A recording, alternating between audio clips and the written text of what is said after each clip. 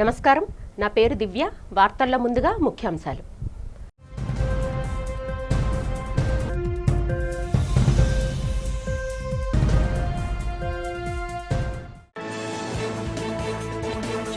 పారిశ్రామిక వాడలో పలు అభివృద్ధి పనులను ప్రారంభించిన విశాఖ ఎంపీ శ్రీభరత్ అభివృద్ధి పనుల్లో ప్రజలను భాగస్వామ్యం చేస్తున్నామని వెల్లడి.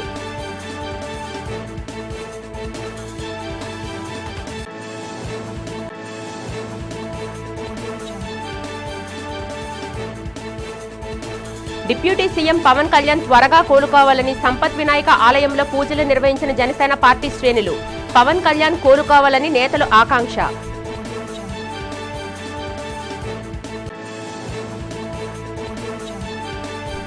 ఏయూ శతాబ్ది ఉత్సవాల ముగింపు వేడుకల ఏర్పాట్లను పరిశీలించిన జిల్లా కలెక్టర్ అభిషేక్ కిషోర్. అన్ని విభాగాల అధికారులు సమన్వయంతో పనిచేయాలని ఆదేశం.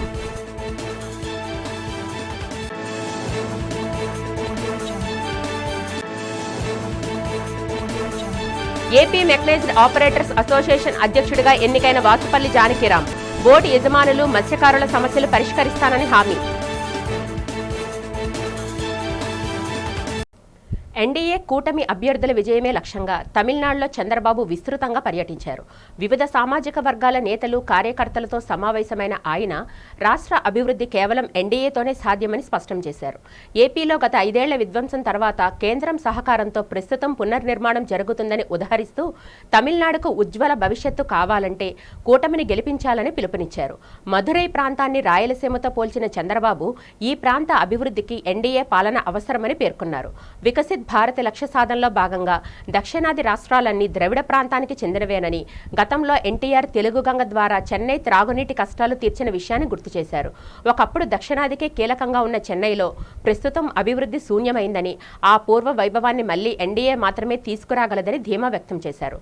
తమిళనాడు భవిష్యత్తు మార్చేందుకు ప్రజలు ఓటు ద్వారా సరైన నిర్ణయం తీసుకోవాలని ఆయన కోరారు. ఆ రోజు నేను, జనసేన అధినేత పవన్ కళ్యాణ్, అదే సమయంలో నరేంద్ర మోడీ గారి నాయకత్వంలో కూటమి కట్టాం. అదే ఎన్డీఏ 94% సీట్లు గెలిపించారు. ఒక చరిత్ర క్రియేట్ చేశారు. దానివల్ల ఈరోజు అభివృద్ధి పరుగులు పెడతా ఉంది. ఈరోజు మీరు ఇక్కడ చూడండి, నేషనల్ హైవే ఉంది. తిరువనాపల్లికి పోయే రోడ్డు చూస్తే అది కూడా ఎన్డీఏ గవర్నమెంట్ వేసే రోడ్డు తప్ప ఇక్కడుండే గవర్నమెంట్ కాదని చెప్పి నేను మీకు తెలియజేస్తున్నా. ఇన్ఫ్రాస్ట్రక్చర్ కానీ, అభివృద్ధి కానీ, రిఫార్మ్స్ కానీ మారు పేరు ఎన్డీఏ, నరేంద్ర మోడీ. ఆ నరేంద్ర మోడీ గారి నాయకత్వంలో దేశం పరుగులు తీస్తా ఉంది. తమిళనాడు కూడా ఉజ్వల భవిష్యత్తు ఉండాలంటే మీరందరూ కూడా ఎన్డీఏ అభ్యర్థులు రాజు గారిని, నాగేంద్ర గారిని ఇద్దరిని గెలిపించాల్సిందిగా మిమ్మల్ని అందరినీ కోరుకుంటున్నా. వైఎస్ఆర్సీపీ అధినేత వైఎస్ జగన్మోహన్ రెడ్డి పులివెందుల పర్యటనలో భాగంగా ప్రజలు, అభిమానులు ఆయనకు ఘనస్వాగతం పలికారు. హెలీప్యాడ్ నుంచి నివాసం వరకు దారి పొడుగునా భారీ జనసందోహం నడగసాగిన ఈ పర్యటనలో జగన్ బాధితులకు భరోసానిస్తూ వచ్చేది మన ప్రభుత్వమేనని ధైర్యం చెప్పారు. దారి మధ్యలో కాన్వాయ్ ఆపి ప్రజల వినతులు స్వీకరించి సెల్ఫీలు దిగుతూ కార్యకర్తల్లో ఉత్సాహం నింపారు. టీడీపీ అరాచకాలను ధైర్యంగా ఎదుర్కోవాలని, పోరాట పందాలోనే ముందుకు సాగాలని పార్టీ శ్రేణులకు దిశానిర్దేశం చేశారు. ఎంపీ అవినాష్ రెడ్డి సహా పలువురు ముఖ్య నేతలు ఆయన కలిసి చర్చలు జరపగా బుధవారం లింగాల మండలం ఇప్పట్లలో మృతి చెందిన పార్టీ నేత సుధాకర్ రెడ్డి కుటుంబాన్ని జగన్ పరామర్శించనున్నారు.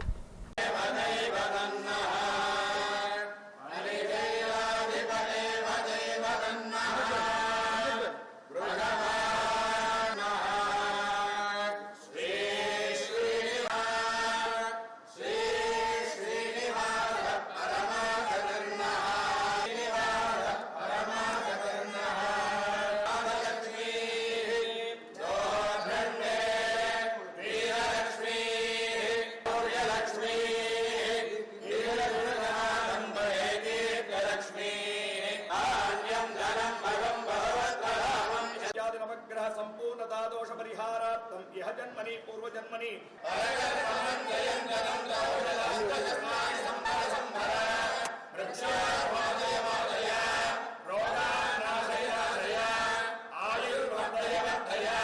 शत्रु नाशय नाशय ओम नमो भगवते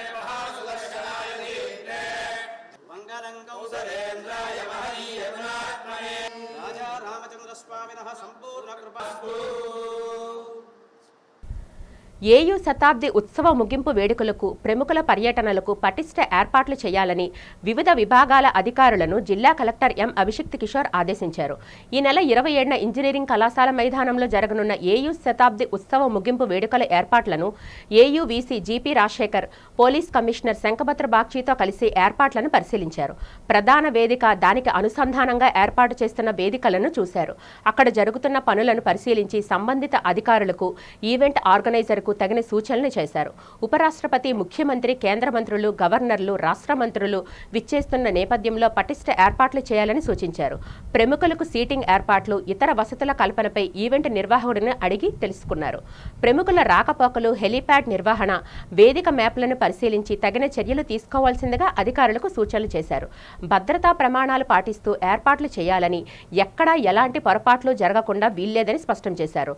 విద్యుత్ సరఫరాలో అంతరాయం లేకుండా చూడాలని అధికారులను ఆదేశించారు. 23, 24వ తేదీ సాయంత్రానికి ఏర్పాట్లను పూర్తి చేయాలని కలెక్టర్ నిర్దేశించారు.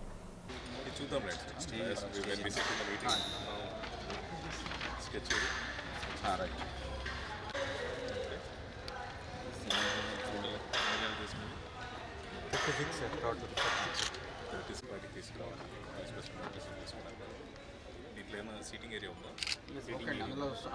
అందులో సోఫాలు పెట్టేసి సార్ ఉందా? ఉందండి. నేను వంటనాలకైతే అక్కడే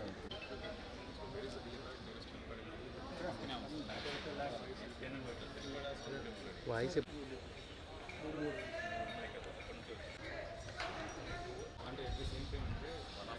జిల్లా పరిషత్ స్థాయి సంఘాల సమావేశాలు ప్రశాంతంగా ముగిశాయి. జిల్లా పరిషత్ సమావేశ మందిరంలో జెడ్పీ చైర్పర్సన్ జె సుభద్ర అధ్యక్షతన సమావేశాలు జరిగాయి. 1 నుంచి 7 వరకు స్థాయి సంఘాల సమావేశాలు నిర్వహించారు. ఈ సమావేశాల్లో స్థాయి సంఘాల సభ్యులు పలు సమస్యలపై చర్చించి వాటి పరిష్కారానికి చర్యలు చేపట్టాలన్నారు. పలు అభివృద్ధి పనులకు ఈ సమావేశాల్లో నిధులు కేటాయించడం జరిగింది. ఈ సందర్భంగా జెడ్పీ చైర్పర్సన్ సుభద్ర మాట్లాడుతూ సభ్యులు సమావేశాల్లో తన దృష్టికి తీసుకువచ్చిన సమస్యలను పరిష్కరిస్తున్నట్లు చెప్పారు. జిల్లా పరిషత్ ఆధ్వర్యంలో పలు అభివృద్ధి కార్యక్రమాలు చేపట్టనున్నట్లు తెలియజేశారు.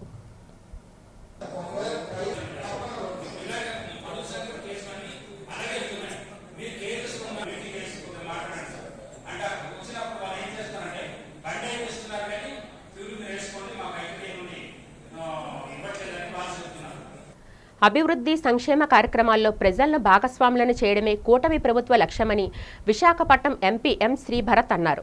విశాఖ పశ్చిమ నియోజకవర్గంలో 59, 63 వార్డుల్లో 111.90 లక్షల జీవీఎంసీ నిధులతో పూర్తి చేసిన అభివృద్ధి పనులను శ్రీభరత్ ప్రభుత్వ విప్ గణబాబుతో కలిసి ప్రారంభించారు.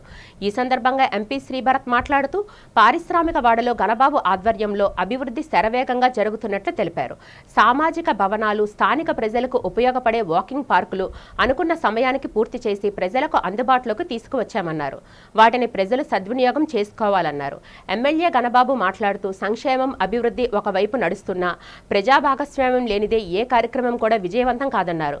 మౌలిక సదుపాయాల కల్పనకు పెద్దపీట వేస్తూనే ప్రజల అవసరాలను గుర్తించి దానికి తగ్గట్టుగా ప్రాధాన్యతలు నెరవేరుస్తున్నారన్నారు. మేము గోపాలపట్నం ఎన్ఏడి ప్రాంతంలో అనేక వార్డ్స్లో సామాజిక భవనాలు, దాని తర్వాత community play grounds, walking parks ఇవన్నీ ప్రారంభించారు. అయితే నియోజకవర్గంలో ఇప్పుడు ఇండస్ట్రియల్ ఏరియాలో అట్లాంటి ఒక డే ప్లాన్ చేసుకుని పొద్దున్నుంచి ఇప్పుడు దాకా మేము అనేక వార్డుల్లో సామాజిక భవనాలు, వాకింగ్ గ్రౌండ్స్ అండ్ ముగింపు కార్యక్రమం ఇవాళ ఇక్కడ వచ్చి ఈఎస్ఐ మల్కాపురం హాస్పిటల్ ఎట్లా నడుస్తుందో రివ్యూ చేయడానికి వచ్చాము. రీసెంట్గా న్యూస్లో మేము చూసాము, కొందరు మాకు కూడా సమాచారం అందించారు దట్ దుష్ప్రచారము మార్నింగ్ వాకర్స్ గురించి జరుగుతుంది. ఇప్పుడు ప్రతి వార్డులో గణబాబు గారి ఉద్దేశం ఏంటి అంటే ఎక్కడెక్కడ మనకి భూమి అవైలబుల్ ఉందో మీరు ఎక్కడికో వాకింగ్ కోసం వెళ్ళాల్సిన అవసరం లేదు, మీ దగ్గరే ఒక ప్లే గ్రౌండ్, ఒక వాకింగ్ పార్క్ తయారు చేసి అక్కడ ఉన్న ప్రతి ఒక్కరికి వాళ్ళ ఆరోగ్యం బాగుండాలి అనే ఒక ఆలోచనతో అందుబాటులో తీసుకొస్తున్నారు. కానీ జరిగే దుష్ప్రచారం ఏంటి, పార్కుల్లో మాకు డబ్బులు తీసుకుంటున్నారు, నడవడానికి డబ్బులు కట్టాలా? అంటే మీరు ఇప్పుడు మల్కాపురంలో ఉంటే మీరు వాకింగ్ కోసం మీరు 15 కిలోమీటర్ల దూరం వెళ్ళి అక్కడే నేను వాక్ చేస్తాను అని ఒక ఇండోర్ స్టేడియంకి వెళ్ళి, అంటే బ్యాడ్మింటన్ ఆడే దగ్గర, ఆ బ్యాడ్మింటన్ ఆడే దగ్గర అక్కడ యూజర్ ఛార్జెస్ ఉంటే అక్కడ మాకు వాకింగ్ చేయడానికి మీరు పన్ను తీసుకుంటున్నారంటే వాళ్ళ ఆలోచన ఎట్లా ఉందో మీరు అందరూ ఒకసారి గమనించండి. మత్స్యకారులు, బోట్ యజమానులు ఎదుర్కొంటున్న సమస్యలు పరిష్కరించడమే తన లక్ష్యమని AP mechanised fishing boat operators association నూతన అధ్యక్షులు వాసుపల్లి జానకిరాం తెలిపారు. AP mechanised fishing boat operators అసోసియేషన్కు జరిగిన ఎన్నికల్లో వాసుపల్లి జానకిరాం అధ్యక్షులుగా ఎన్నికయ్యారు. ఈ సందర్భంగా ఆయన మాట్లాడుతూ తనపై నమ్మకం ఉంచి తనను అధ్యక్షులుగా చేసిన వారందరికీ సేవలు చేసి రుణం తీర్చుకుంటానని చెప్పారు. అన్ని బోట్ల యజమానులు, అసోసియేషన్ సభ్యులందరూ సంపూర్ణ మద్దతు తెలియజేసినందుకు కృతజ్ఞతలు తెలిపారు. బోట్ యజమానులు అనేక సమస్యలు ఎదుర్కొంటున్నారని, వాటి పరిష్కారమే లక్ష్యంగా పనిచేస్తానని చెప్పారు. ఫిషింగ్ హార్బర్లో నెలకొన్న సమస్యలను సాధ్యమైనంత త్వరగా పరిష్కరిస్తానని హామీ ఇచ్చారు. ప్రధానంగా మత్స్యకారులు ఎదుర్కొంటున్న సమస్యల పరిష్కారంలో రాజీ పడే ప్రసక్తి లేదని వాసుపల్లి జానకిరాం స్పష్టం చేశారు. త్వరలోనే అసోసియేషన్ పూర్తి కార్యవర్గాన్ని ప్రకటిస్తానని తెలిపారు. ఈరోజు మన విశాఖపట్నం ఫిషింగ్ హార్బర్లో AP mechanised fishing boat operators association ఎన్నిక జరిగింది.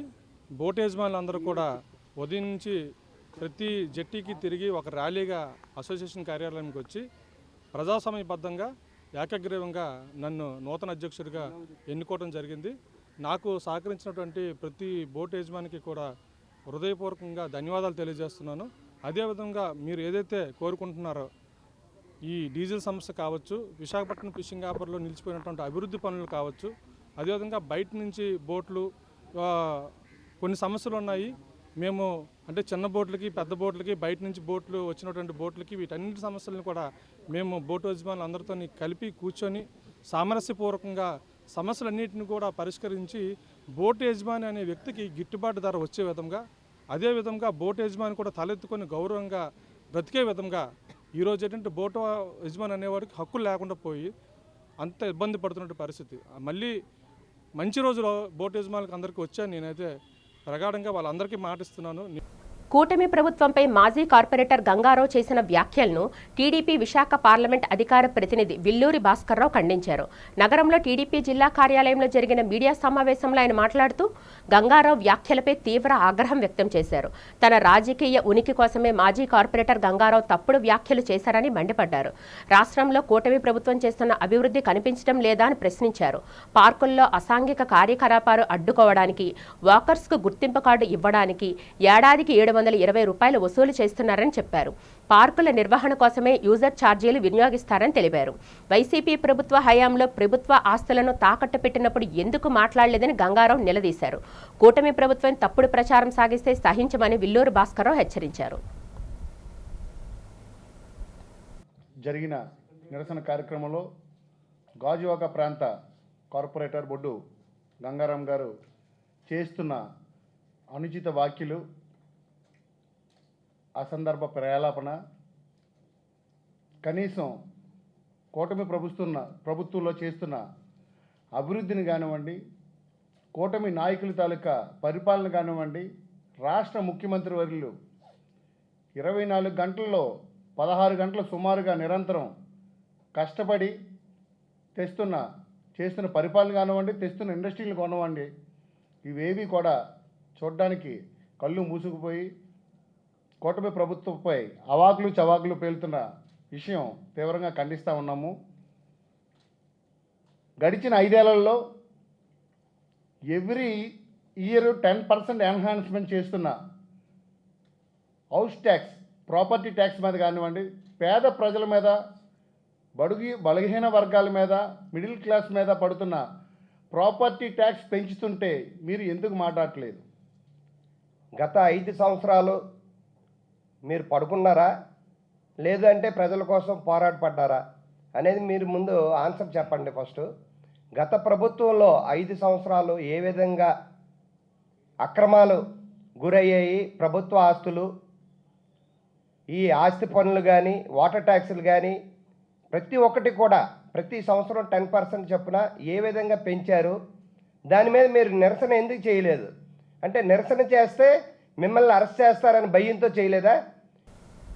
జనసేన అధినేత deputy CM K Pavan Kalyan సంపూర్ణ ఆరోగ్యంతో త్వరగా కోలుకోవాలని జనసేన పార్టీ శ్రేణులు హోమం ప్రత్యేక పూజా కార్యక్రమాలు నిర్వహించారు. విశాఖ దక్షిణ నియోజకవర్గం ఇన్ఛార్జి రెడ్డి ఆధ్వర్యంలో పార్టీ నేతలు శ్రీ సంపత్ వినాయక ఆలయంలో పూజలు నిర్వహించారు. కొబ్బరికాయలు కొట్టి పవన్ కళ్యాణ్ ఆరోగ్యాన్ని మెరుగుపరచాలని నాయకులు గణనాథుని ప్రార్థించారు. ఈ సందర్భంగా జనసేన నాయకులు మాట్లాడుతూ పవన్ కళ్యాణ్ దేవుని అనుగ్రహంతో త్వరగా కోలుకోవాలని ఆకాంక్షించారు. ప్రజలు రాష్ట్రం కోసం పనిచేసే పవన్ కళ్యాణ్ త్వరగా కోలుకోవాలని ప్రజలు ఎదురు చూస్తున్నారని చెప్పారు.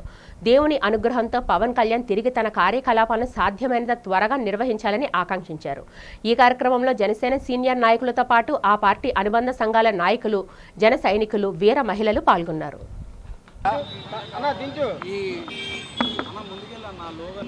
దక్షిణ నియోజకవర్గం ఇన్ఛార్జ్ శివప్రసాద్ రెడ్డి ఆధ్వర్యంలో ఇక్కడ యజ్ఞ హోమం అలాగే అభిషేకాలు శ్రీ సంపత్ వినాయక టెంపుల్ ఆధ్వర్యంలో ఇక్కడ జరిగాయి. ఇక్కడ మా అధ్యక్షులు శ్రీ పవన్ కళ్యాణ్ గారి వారికి శస్త్రచికిత్స అనంతరం త్వరగా కోలుకోవాలని ఆ భగవంతుని సాక్షిగా మాకు ఇక్కడ హాజరైన జనసేన సైనికులు, వీర మహిళలు అలాగే జనసేన ఇన్ఛార్జీలు అందరికీ స్వాగతం పలుకుతూ ఆయనది మూగపోయిన తర్వాత మాకు ఎంతో బాధాకరంగా అనిపించింది. వెంటనే ఆయన కోలుకోవాలని, ఆయనకి ఏం కాదు కానీ వెంటనే కోలుకోవాలి. ఈరోజు జనసేన పార్టీ అధ్యక్షులు, రాష్ట్ర ఉప ముఖ్యమంత్రి వర్యులు, ప్రజాహితం కోరుకునేటటువంటి వ్యక్తి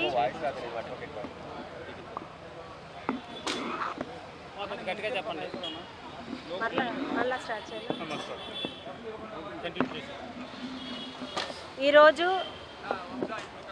విశాఖ దక్షిణ నియోజకవర్గం శాసనసభ్యులు వంశీకృష్ణ శ్రీనివాస్ గారి ఆధ్వర్యంలో సంపత్ వినాయక స్వామి టెంపుల్లో జనసేన పార్టీ అధ్యక్షులు పవన్ కళ్యాణ్ గారి ఆరోగ్యం త్వరగా బాగుపడాలని కోరుకుంటూ ఈరోజు ఇక్కడ గణపతి స్వామి టెంపుల్లో హోమం చేయడం జరిగింది. అంతేకాకుండా ప్రత్యేక పూజలు అలాగే కొబ్బరికాయలు కూడా కొట్టడం జరిగింది.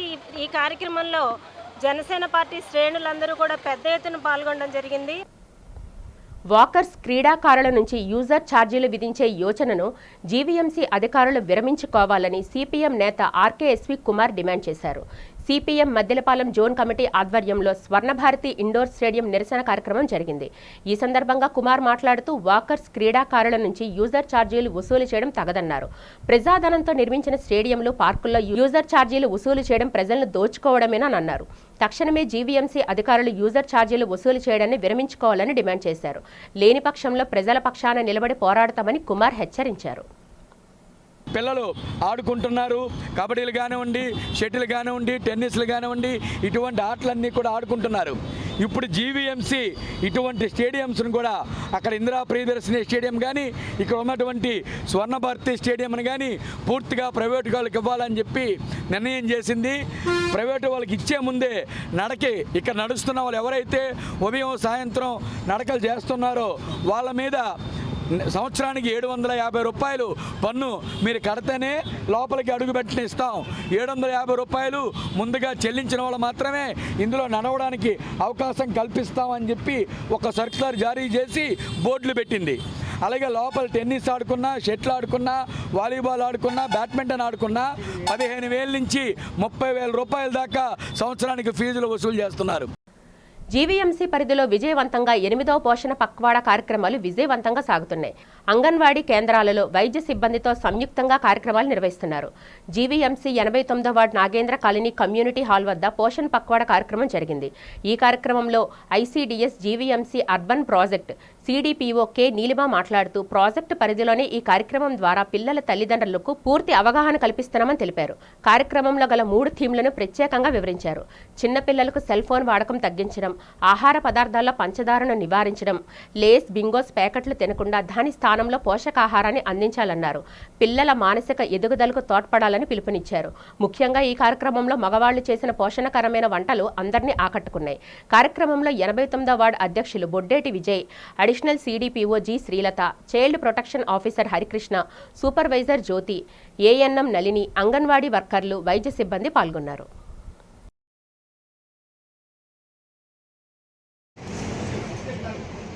ఈరోజు ప్రత్యేకత, నేను చాలాగా ఉన్నాగానే ప్రత్యేకత మగవాళ్ళతో వంట చేయించడం అనేటువంటిది.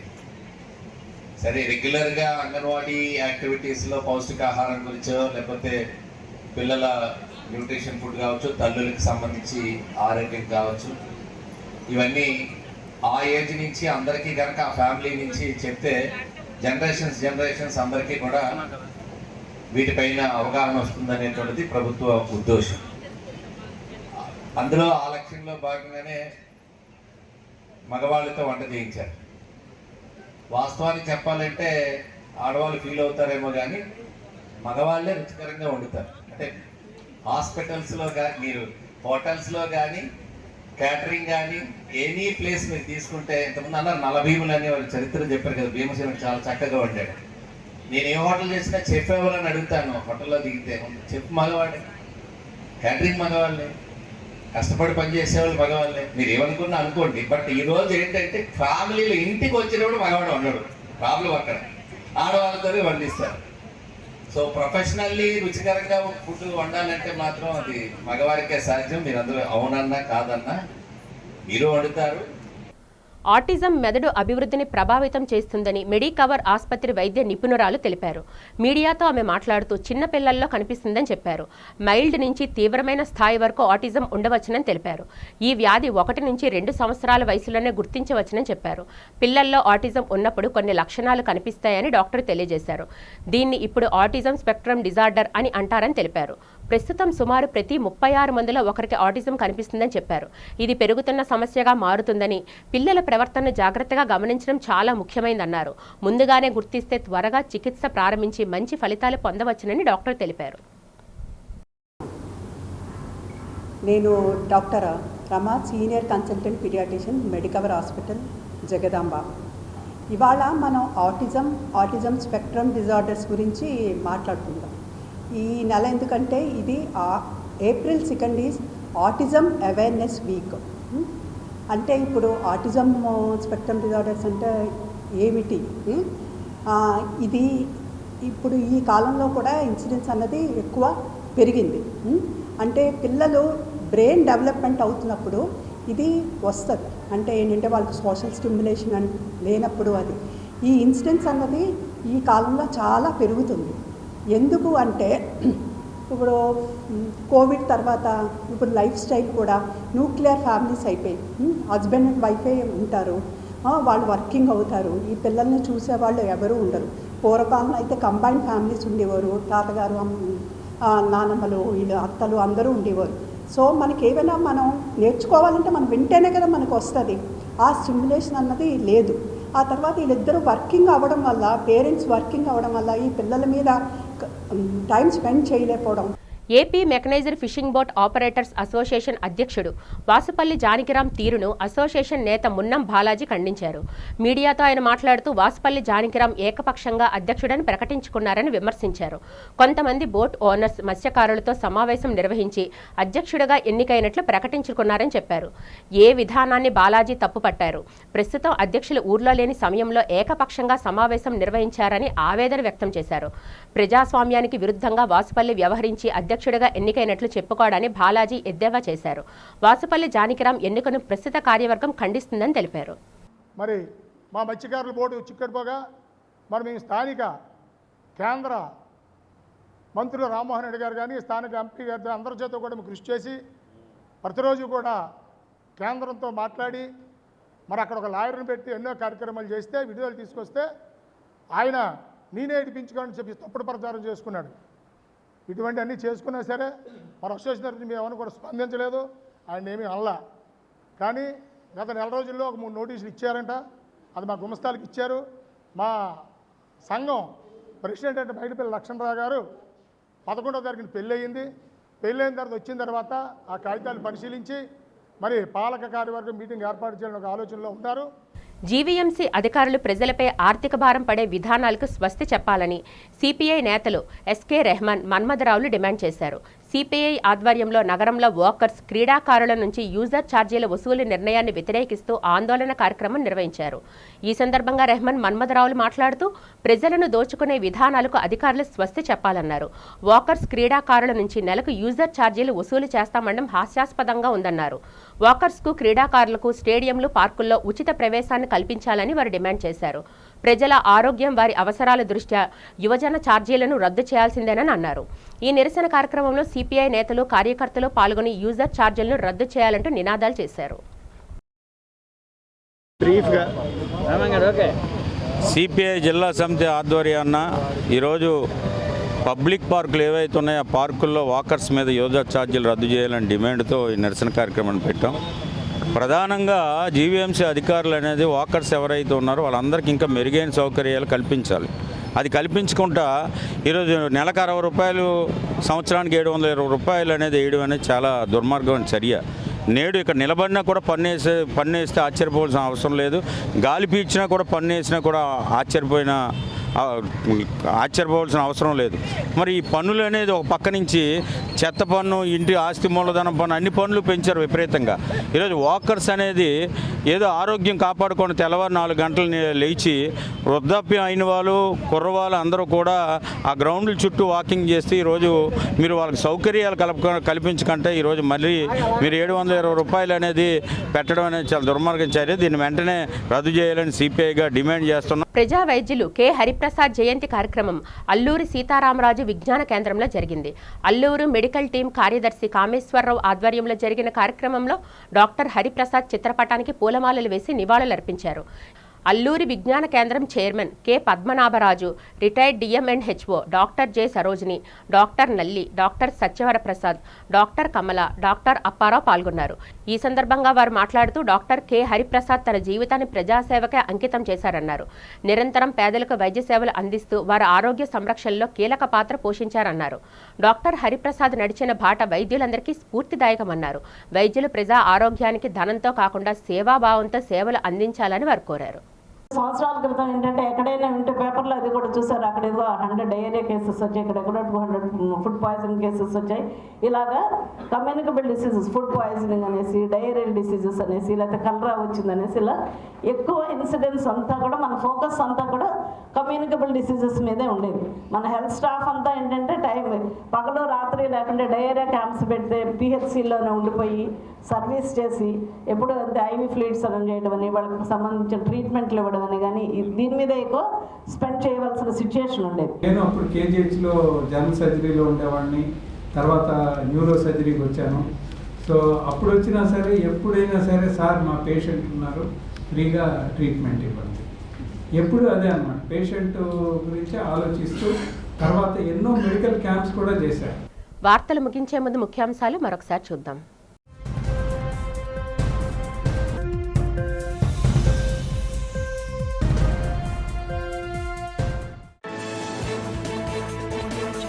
పారిశ్రామిక వాడలో పలు అభివృద్ధి పనులను ప్రారంభించిన విశాఖ ఎంపీ శ్రీభరత్. అభివృద్ధి పనుల్లో ప్రజలను భాగస్వామ్యం చేస్తున్నామని వెల్లడి.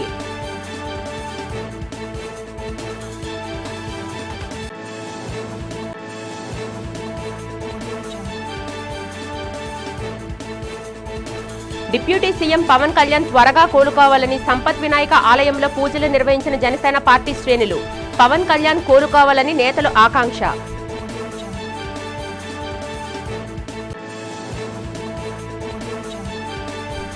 ఏయూ శతాబ్ది ఉత్సవాల ముగింపు వేడుకల ఏర్పాట్లను పరిశీలించిన జిల్లా కలెక్టర్ అభిషేక్ కిషోర్. అన్ని విభాగాల అధికారులు సమన్వయంతో పనిచేయాలని ఆదేశం.